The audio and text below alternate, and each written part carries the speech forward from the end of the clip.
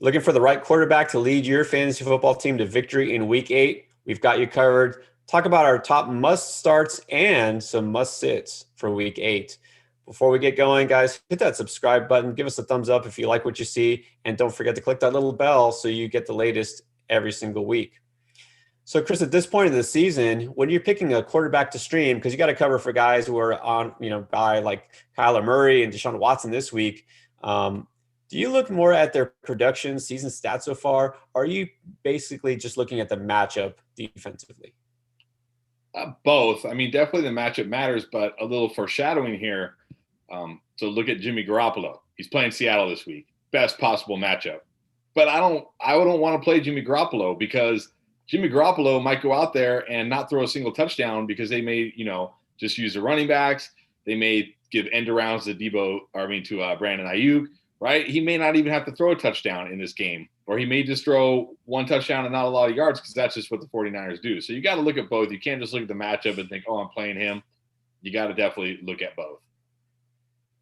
Yeah, and it's funny you say that. In fact, at one point, I think I had Garoppolo possibly as my second must start, and I kind of backed off for exactly what you said. I like some other guys better for that reason. But let's get to it. So who's your first must start at quarterback? Who do you like the best this week? Well, this guy does have upside, and we've seen it, and that's Teddy Bridgewater going against Atlanta. We know Atlanta is horrendous against QBs. In fact, they're the worst against quarterbacks.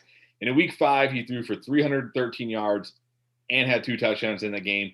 That's the kind of upside we're looking for in a streamer in a good matchup. Talked about Robbie Anderson and DJ Moore in the wide receiver start-sit video that I like both of them a ton this week. I think they're both must-starts. And I think Teddy Bridgewater, if you're looking for a streaming option or if you picked him up and you don't like your other quarterback, you can lock him in and feel great this week. Yeah, I got to agree. I even tweeted this out earlier. I might mess around and put Teddy B in my top 5 rankings at quarterback this week. I mean, that's how good the matchup is. We've seen what he's done already against that defense. Why not? So, I mean, if you have him at this point, you got to start him unless you happen to have, also Aaron Rodgers or somebody on your team. All right, so continuing a theme that we've talked about every position this week, you are streaming against the Dallas Cowboys defense, period. And that includes this week. So Carson Wentz, this is the time to roll him out. I know it's been a disappointing season for him. Just as many interceptions as touchdowns, that's never good. Everybody's still hurt in the offensive line. All the receivers are still hurt, except maybe they'll get Jalen Reagor back this week. But even if they don't, it doesn't matter. It doesn't matter who they roll out there. You are streaming against the Dallas Cowboys defense. And Carson Wentz has actually, I got to give him credit, considering all the injuries, what he's dealing with. He's been at least sustaining a decent floor because he's starting to run the ball, which is definitely helpful to his value. And he's finding whoever's out there. Travis Fulgham, Greg Ward, doesn't matter. So I'm starting Carson Wentz, and I'm pretty confident about this week. Yeah, like you said, anybody against the Cowboys is worth starting. And here's the thing. We think that Carson Wentz hasn't been that good this year, right? But he's still the QB 10 on the season. And that's with nobody around him. So he's actually been pretty good, all things considered. And in a great matchup like this, there's no reason he can't put up top 10 numbers this week, if not even more. And then my next quarterback, this is where we talk about not only the matchup, but the recent production. And that's Derek Carr going against Cincinnati. So again, if you need a streaming option, he's probably on your waiver wire. Cleveland 8th worst against quarterbacks. This is projected to be a very high scoring game. But here's the thing that I don't think a lot of people realize is Derek Carr has put up 20 or more fantasy points in 3 straight games. So it's not like he's been out there doing nothing. He's been lighting it up lately, kind of going under the radar. No one's really talking about it. So in this matchup, there's no reason why he can't put up another 20-plus point game. I think you can roll him out confidently as a streaming option this week in your lineup. Yeah, and it's not often we say Derek Carr must start just because, I mean, he's been that solid, steady guy. He's kind of like always that mid to high end QB too, right? But you never feel like he's going to go off this week. And he usually doesn't, but this is a week he might go off. Carr's been kind of surprisingly consistent with how he's produced. I feel like he's a little undervalued. So I definitely like him this week too. And then I'm going to go with Joe Burrow because you know what? He just keeps passing and passing and passing, and they're not going to stop. And going against Tennessee, they're going to have to pass a lot too because Tennessee's offense has been rolling. I think that this is a game that actually could see a really high total score.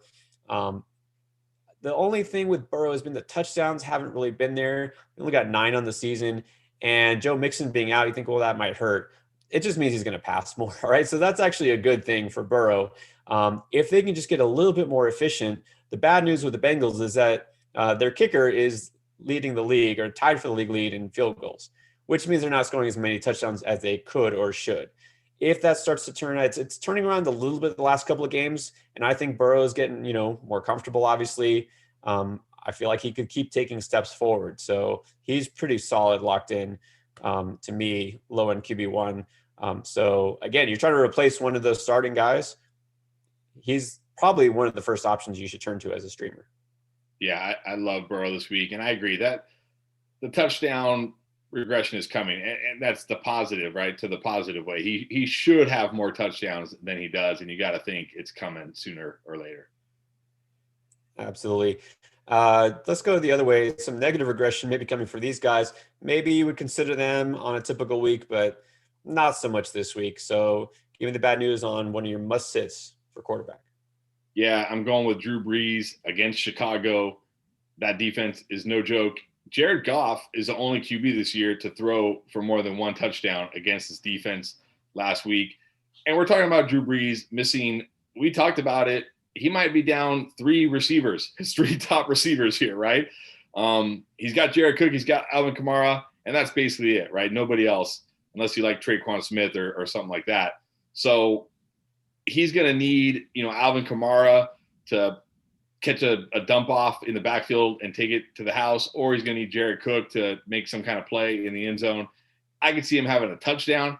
It seems far-fetched that he's going to have 2 touchdowns in this matchup with the weapons he has around him. I don't think you need to play Drew Brees at all this week.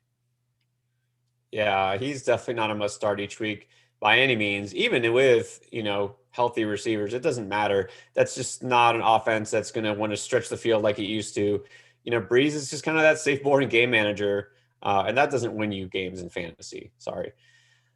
And then talk about the other side of the coin with touchdown regression. This time it'll be negative. Kirk Cousins coming off a nice game, but talk about the only big games he's had this year where, either one, it was a pretty good matchup against Tennessee's defense, which is why I like Joe Burrow, and then against Atlanta, which almost shouldn't count, right? Even a really good matchup with Seattle, who's terrible against quarterbacks and receivers. He didn't even have a great game then.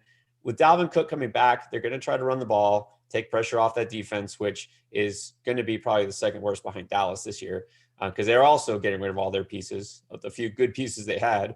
So, I'm off of Cousins pretty much the rest of the year, I think, but definitely this week. Not a good matchup against Green Bay, whose defense has been surprisingly tough against the past 2. Yeah, I agree. No Kirk Cousins this week. Just doesn't have the upside in these kind of matchups to start him. Yeah, definitely not.